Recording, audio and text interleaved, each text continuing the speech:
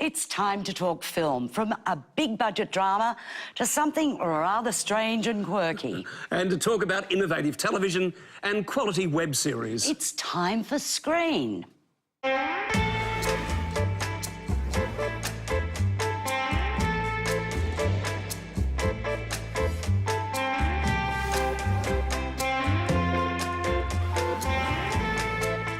On Screen, we chat to Mick and Di from Gogglebox about what it's like to be broadcast on television while watching television. It's very easy. Sit down with a glass of wine and watch the show on television. We review Stephen Spielberg's dramatic 1950s thriller starring Tom Hanks, Bridge of Spies. You can call it what you want. Let's be clear, nobody is safe. And we meet writer-producer-turned-performer Nathan Earl about a comedy series starring one of the Chaser Boys, Plonk. That's the 2013 bill. Shit.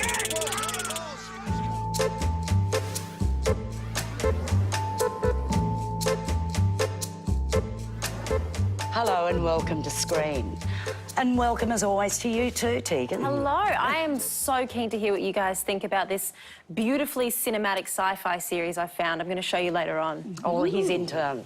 Camera work and production values. You're going to love it, We'll look man. forward to that. But first to a film that was definitely made for the big screen. It's been 3 years since Stephen Spielberg's last film, the award-winning Lincoln. He delves back into another slice of American history with his latest, Bridge of Spies. He was making photographs from 70,000 feet when he was shot from the sky. People in my country consider this an act of war. The year is 1957. The Cold War is in full force. When a Russian spy, Rudolph Abel, Mark Rylance, is captured in Brooklyn by the CIA, insurance lawyer James Donovan, Tom Hanks, is prevailed upon to defend him. I'm not sure I want to pick that up. The man is publicly reviled. And I will be too. Yes, in more ignorant quarters, but that's exactly why this has to be done, and capably done. Arguing against the death sentence for Abel, a 30-year sentence proves a lifesaver. When U-2 spy pilot Francis Gary Powers, played by Austin Stoll, is shot down over Russia. An exchange of prisoners is mooted, and Donovan is sent to East Berlin to do the negotiation. Just your sort of film, I Graham. loved this film. I was quite transfixed by this film in so many ways. It's a great period piece from Spielberg, and it could be one of his best achievements, I think. But it has a lot of contemporary relevance because it's about dignity and decency, and there's not much of that in American politics at the moment. Well, he's sort of the Atticus Finch of the North, and other people have pointed this out, you know. He's defending a person that no one wants defended. The judge is absolutely corrupt in his approach to the case. But it's also a reminder, that's where I think the relevance is today, of what you want your society to be, you know. You can't just demonise people and not give them the benefit of the law. You have to believe in the core values of the society that you live in. And that's where I think this is great. But it's a great classic film. Hanks is fabulous. Mark Rylance is extraordinarily good. It has a wonderful sort of 40s noir quality about it as well. The photography is by Janis Kaminski, who I think's worked with Spielberg before. Oh, he's one of the greats. It has a fabulous... He uses shadows and lateral angles to sort of pump up, as it were, the heroism of Tom Hanks and in the various confrontations, particularly on the bridge itself. And there's a lot of humour in the film, which surprised me. Of course, the Coen brothers are part writers or co-writers of this film. Well, you can see their influence on the screenplay because it's very well written. It's a very classically told story. Isn't it linear? The whole thing is so classically straightforward. You sit there rather marvelling at it. You want more, you know, given that it's about, you know, espionage, you want more John le Carré type moments, but they never come. You just have this wonderful, plain, simple storytelling. Yes, well, it is about something, actually, something important.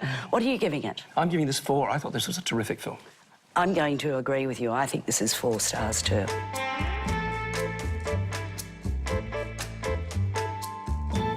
The comedy series Plonk was conceived as a cross-platform series.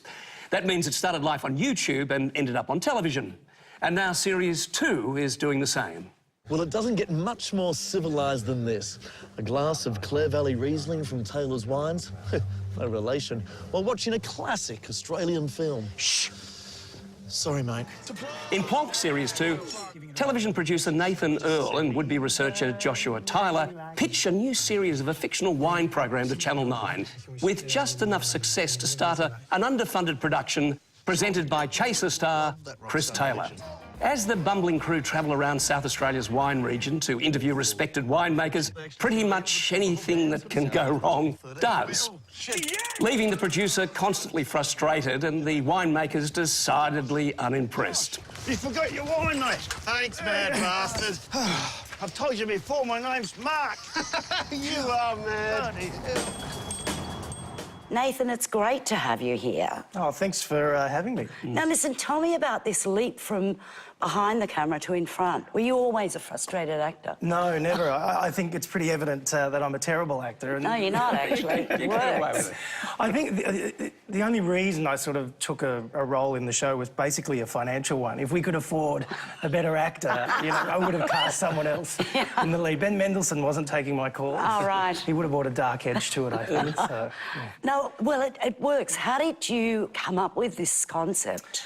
Well, I think it's always about writing what you know. And I grew up in the Hunter Valley, you know, wine family. My dad, you know, has run cellar doors up there since the late 70s. So I was around the wine culture from an early age. How lovely. Yeah, it was very nice. Raised on Shiraz and Semillon, which is pretty good. And then obviously spending 10 years sort of making fast turnaround television shows, you know, at the ABC, you sort of combine those two elements. So you did the Chaser, were you one of the Chaser boys, were you? Yeah. I was sort of a Chaser cousin, really. Yeah, so that was my first job in television, was working on the War on Everything for those sort of 3 tumultuous years, and so cut my teeth with those guys, you know. Yeah, fun years, but you know, pretty relentless television. Is this Plonk relentless television? It is. It's gruelling in a totally different way. I think Chaser, the speed of it was tiring. You know, we'd have to make 35, 40 minutes of television every 4 days for it's hard. sort of 20 weeks. Yeah, it was gruelling. It was a huge task. Whereas this, you have all the problems of a narrative comedy and a documentary smashed together, because even though the scripts are written and the scenarios are scripted, the vast majority of people you're dealing with aren't actors. They are real people playing themselves. And they're not going to learn lines, and if you give them a script, they're going to try to memorise them, and it's not going to be natural. It's not going to be natural at all when they do it. No, so we set off with sort of 6 skeletons in place, but of course when you get on the ground, you know, the location you thought existed doesn't exist, the person who you thought was good talent isn't good talent, and then all of a sudden the Premier of South Australia wants to do a cameo, so you have to rewrite the entire script as you go. So I would say probably 3 of the 6 episodes were written while we were shooting the series. Where do you draw the line between getting the laughs and sending these people up? Well, it was always... I mean, it's always been our mission statement that the gag's on us. It's not a piss take, if you will, of the wine industry or the people. In fact, they're always treated extremely gently with a lot of respect. It's us, it's the idiots that are trying to make this wine show. It's our desperation that hopefully brings the laughs. Just explain the background to this, the funding background, the online thing, the YouTube thing. Even my own introduction confused me slightly. It's extremely... I need to get a whiteboard, get a Venn diagram going. But we certainly inverted the distribution and the funding model in order to get this show made. You know, I think despite the fact that... you know, that there are other funding and distribution options available in this country, the industry itself is becoming more homogenised, and there are less opportunities to get your programming made through traditional methods. And so it was one of those... it was basically born out of frustration, you know, that we couldn't get our shows made any other way. We're going to do it anyway. But also out of, you know, a need to be flexible. Yeah. You know, this is a show that can live as a streaming program, as a TV show, as a web series, online. And you've got to go in with that mindset when you're writing it, making sure that you hit character beats and story arcs that work at 10 minutes, at 15 minutes, at 22 minutes. And then if you watch them all in their entirety, there's an overall arc across the series. Nathan, thanks so much for coming in and talking about your program. It's great. Thanks, I really laughed aloud. That's kind. Thanks for having me. And of course, there's a lot more going on here than just porn, isn't it? Like, you've got a fantastic new restaurant, Fino, I believe. We do. Shit! Jeez, are you all right? Do you know, I think this has been really nicely written, and I think Nathan and Chris are fabulous in it. I think they are really familiar with this dialogue, this world that comes across. I mean, besotted with Jennifer Wong as the little PA is such she's good great, fun. yes.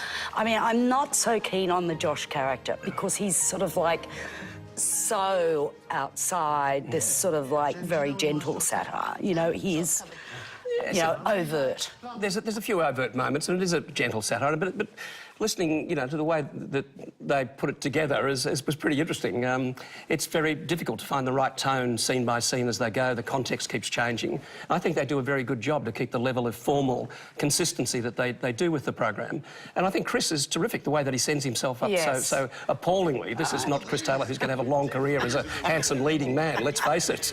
He really is. But, you know, it's the spoilt brat nature of, you know, the television star that he's sending up.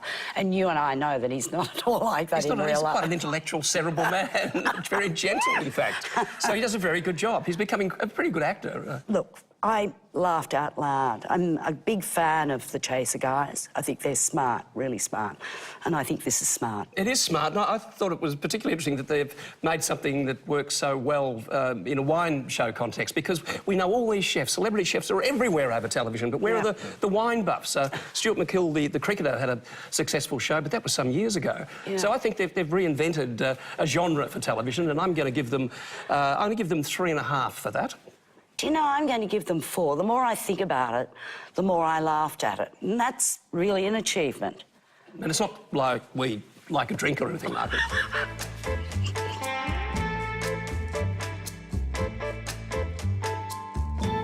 The lives and complicated loves of the Bloomsbury Group are explored in a new BBC series, Life in Squares. The title comes from Dorothy Parker's observation that they lived in squares, painted in circles, and loved in triangles. In the early years of last century, the Stephen sisters, Vanessa, Phoebe Fox, and Virginia, Lydia Leonard, are discovering freedom after the death of their father. Freedom. The focus of the series is the convoluted personal relationships of this artistically and intellectually influential group. Graham, I looked at the first of this series, and it's such a fabulously interesting group of people. You know, they had this artistic and personal freedom that was really unheard of. You're coming out of the Victorian era here. Intellectually, they were so interesting. We're talking about Virginia Woolf. Vanessa Bell was the artist. Duncan Grant, also an artist. Oh, people are querying, you know, their contribution to artistic history. But at the same time, it was a Keynes, you know, this economist that would be so influential. You know, I mean, it's sort of like I didn't know very much about it. It's handy to have Wikipedia on the side when you're watching this series. It did take a while to work out who was who, I got to say. I wanted more of their art and their lives, and it tends to be a bit soap opera-y in terms of their lives. So I was a bit disappointed after that. Well, it starts off in a wonderfully kind of like a parody of soap opera, where the two young women run upstairs, I think it's in the second scene, and throw off their corsets and hurl them out the window and scream, freedom, freedom. I thought that was rather terrific. And it does give you a sense of the very contemporary edge that this has, which is, excuse me, what I like so much about it. It's got a very contemporary feel to it. The director is a Swedish filmmaker, Simon Kaiser. And he does it in a very burnished way. And it was apparently following an edict from the BBC that they would no longer do Jane Austen-style, sort of rather reverential treatments of classics of one kind or another. And it's actually filmed in a kind of sepia way as well, which has a very contemporary edge because it has an Instagram-y kind of aspect to it. There's an app on Instagram called, I think it's called, of all things, Nashville, and you can use your app and you can give it this sort of sepia tinge, and this whole thing is... In fact, I think the audience might get a little bit confused by the strange, sort of almost out-of-focus brown look. It also, the thing that was interesting to me was the way the men... The women are wonderful, I think, in this. The men are very good too, but they're also epicene. They're all very, well, in what was called homosexual men in that era, and they're all just shagging. There's endless shagging, inverted men. Well, and there's endless shagging up against walls and in parks, and you thought, how many shags can the BBC get into this series? There are 6 in the first 10 minutes, I think. Yes, I think a few viewers of the BBC were a bit outraged at the homosexual sex in there, and I thought the BBC responded really well, saying that it was the equivalent equivalent of heterosexual sex, just the way they would show heterosexual sex. So good on you, BBC, on that one. But I would give this 4 stars. I think it's really beautiful. It is very beautiful. I'm giving it 4 as well. I wasn't too worried about the art because I don't think the art of that period is going to last, you know, eternally. Excuse me, Virginia Woolf has lasted. But not Vanessa Bell. I don't think she will. Her paintings will last forever, or Clive Bell. But they were innovative in their art. You know, they're shaking off representative art. Oh, yes, yes. I mean, it was a very brave and, you know, invigorated intellectual group with a lot of shagging with various combinations. I had not realised. It's eye-opening.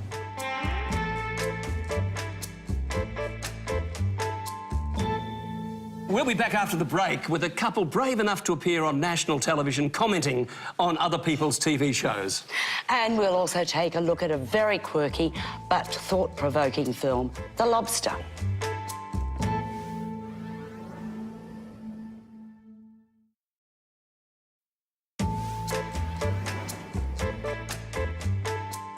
Welcome back. And now to a strange film from Greek filmmaker Yorgos Lanthimos. The Lobster is set in a world where people who are single are sent to the hotel to find a partner within 45 days or be transformed into an animal of their choice. Have you thought about what animals you want to be if you don't make it? A lobster. The Lobster is the creature that David Colin Farrell nominates as his transformative destination. At the hotel, he meets Limping Man, Ben Whishaw, and Lisping Man, John C. Reilly. He discovers that he can delay his transformation by hunting down people known as loners, a tribe of outcasts in the bushland outside the hotel, led by Lea Seydoux. But David decides to escape and join the loners, where he's paired with and falls in love with a short-sighted woman, Rachel Weisz. Romance is strictly forbidden by the loners. We've developed a code so that we can communicate with each other, even in front of the others, without them knowing what we are saying. The code grew and grew as time went by, and within a few weeks, we could talk about almost anything without even opening our mouths. Well, what a film. I found this a film of great audacity and expressiveness, and there's a kind of dream state about it that kind of lived with me for days. In fact, after about 3 days, I wasn't sure if I'd even seen the film. It was such a sort of extraordinary experience. But isn't it wonderful to see a film that goes where no other film has ever gone before? And most probably won't ever again. I thought Colin Farrell, who apparently put on kilos and kilos to play this role, it's so unlike anything he's ever done before, and he's so convincing. He's wonderful. It's a film really about, as much as anything, I think, about the strangeness of love, about how we're all afraid of love, we're desperate for love at the same time, we're afraid of loneliness, we don't want to be on our own, we're afraid of dying on our own. Yeah, and it touches all those things. But it's also about the sort of people we choose, you know, the lisping man and the limping man. Their choices are very idiosyncratic and very much for them. Look, I'm not sure I understand everything that this film is about, but I think this filmmaker makes films that are extraordinary and unique. I'm going to give it 4 stars. I think it's totally intriguing. I'm going to give it 4 too. I found it intriguing and, as I say, it lived with me for days. It is really quite an extraordinary bit of filmmaking. It's disturbing. It's very disturbing.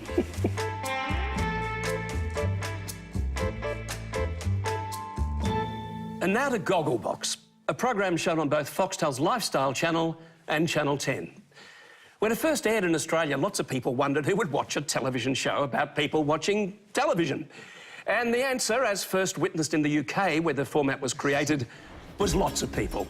Every evening in Australia. Yay! Oh, I love these! More than 4 million of us choose to spend the night in front of the telly. A lot of people don't really require a lot to amuse them.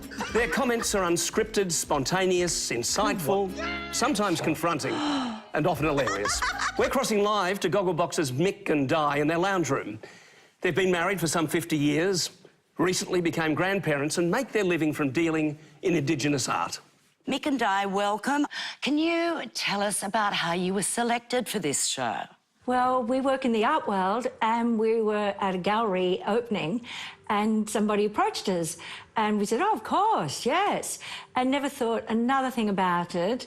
And then we went to the States to visit our son for Christmas, and when we got back, it was like, oh my God, where have you been, da-da-da-da, and then it just all happened. So it was kind of quite by accident. Have you got used to being kind of like characters or actors on television? You're used to the cameras, but have you started to sort of think through the day, what will I say tonight? How will I present myself? What wardrobe will I use?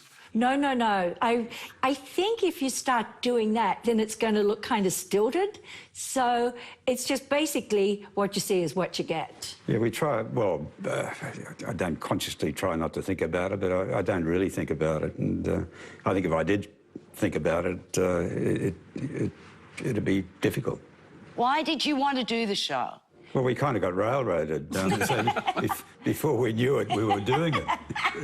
The other thing, too, is that we had a gallery, and so we were constantly working 6 days a week. And then we moved our business online, and it was like, OK, we had a lot more time on our hands. So this was kind of thought, OK, well, why not? So it wasn't so you had sort of someone said, no, if you do this, you've got to do whatever. It was all just sort of flowed. So it wasn't an imposition. You just kind of did what you did. Are you conscious of the cameras being there? No, you get used to them. No. There's no people in the room, and just a couple of cameras, and you're watching the television monitor. So it's no, not really. No, it's not imposing. What do your friends say about it, though? Well, the comments are mixed. Varied. Do they give you notes? Children as well. Do they give you notes on how to improve your performance? Oh, it's like... Oh, I think some of them would like to. Yeah, that hasn't happened yet. No, I can remember one friend said to me, oh, my God, don't you wear lipstick anymore? You look very pale in the face. I said, how dare you? Do you watch the finished product go to air? We do watch it, yes. And that's sort of like you sit there. That's the scariest part. You know, when you do it, it's fine. But then when you watch it, you think, oh, my God, did I actually say that? and also, you're blessed that they haven't put things in that you've said that you hope that they're not going to include in the series. In other words, you would say good editing. Yeah, they've been very kind, fairly kind to us so far. Well, Mick and I, thank you very much for joining us on our little bit of television. It's been a rather surreal experience watching you talking about television while we talk about television, watching you, and then we're going to crit you having watched television or something. It's very surreal, but thank you very much. I know. It's very confusing, isn't it? Our pleasure. Thank you. The food I like best at parties is really casual and easy. The voice is perfect. Goes with the body. And the same amount, a cup and a third, about 350 mils, of full-fat milk. Got a nice figure too. Yeah. But, do you know, I think this is a program that people either love or they're not very interested in. I think I'm in the second camp. I think Mick and Di are lovely and charming, but some of the others I feel are very self-consciously reacting to the television. They know the cameras are there. The moments that are spontaneous are funny and great, but they're rare. They're a rarity. Occasionally, though, they come out with things that, and often in common, that are very sharp and very sharp-witted. And the politics are fascinating. In the current show, they all love Malcolm Turnbull, which is interesting. But in the previous series, they all loathed Tony Abbott. So that maybe says something. Well, it's pretty much a cross-section of Australia, really, isn't it? And one of the things about it, though, is that it gives you a chance to look at all the shows that you would probably never in 1,000 years ever want to watch. Exactly, that's the other thing. But it's a show in terms of length. It's got a rather contemporary element to it in that I think it's a show built for social media, that people sit there and they tweet and they communicate with all their friends and they say, look at her, look at the... You know, why is she wearing that? This is what I mean. It's sort of starting to make me very discombobulated. It's a bit strange, doesn't it? You know, looking at television, commenting on television, Very weird. Hall of Mirrors, they go on forever. You never know where you are. It was very odd. Look, I would give this 3 stars. I'm going to give it 3 because I think it does hold quite a lot of interest to a rather large audience, particularly a younger audience, and it does sort of, you know, suggest that there is a communal audience for television in a way that we actually had believed there wasn't.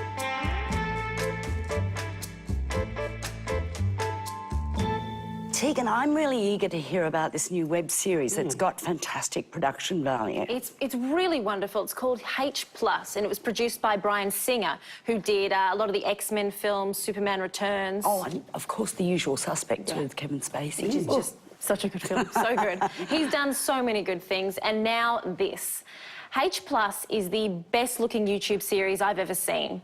It's an end-of-world story that explores the idea of transhumanism, where human beings are enhanced with technology. So 1/3 of the world's population has computers inserted into their brains, connecting them to the internet 24/7. But what happens when that technology becomes corrupt? We would single-handedly change the way people access the internet. I can use H+ to communicate with other people. Can they know what I'm thinking? It's amazing. But there's a giant invisible hand that's gripping all of this very tightly.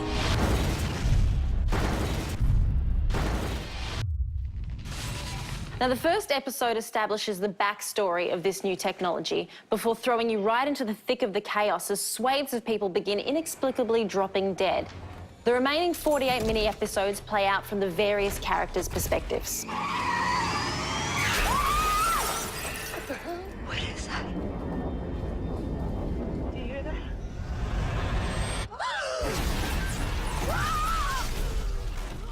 Oh, well, that's some classy sci-fi there. Yeah, it's really good. And as you can see as well, the performances are all fantastic as well. You know, sometimes in a lot of YouTube series that can be the weak point, some of the performances, but this is, it's Where's amazing. the title come from? What does that mean? H+, it's the technology.